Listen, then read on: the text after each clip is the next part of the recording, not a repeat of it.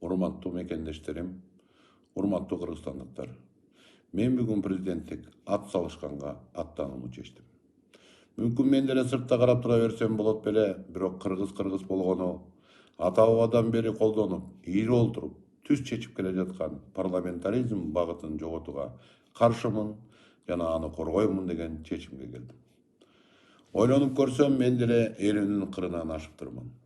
Өмүр жолумда кыргыз тили, кыргыз өнөрү, кыргыздын намысы деп жашап келдим.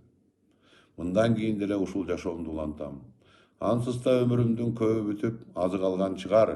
Бирок ошол өмүрдө кыргызга дагы бир ирет кызмат кылып кетсем деген ой максатым бар. Урматтуу досторум, санаалаштарым, биздин өлкө кыйын акыбалда турганда мени менен бирге болууга чакырам.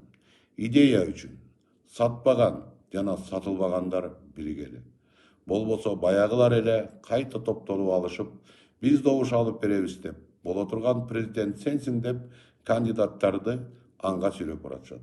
Эч кандай идея жок. Жерлерде кызмат талашуу, баскынчылык күчөп бара жатканын көрүп жаткандырсыздар. Биздин шоруубуз президенттикте. Ошон үчүн мурдагы президенттерибиз эл жерине келе албай качып жүрүшөт.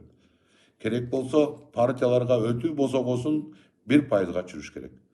10 миң, 15 миң добуш алган партиялар парламентке келсин. Көчөдө мушташпай, парламент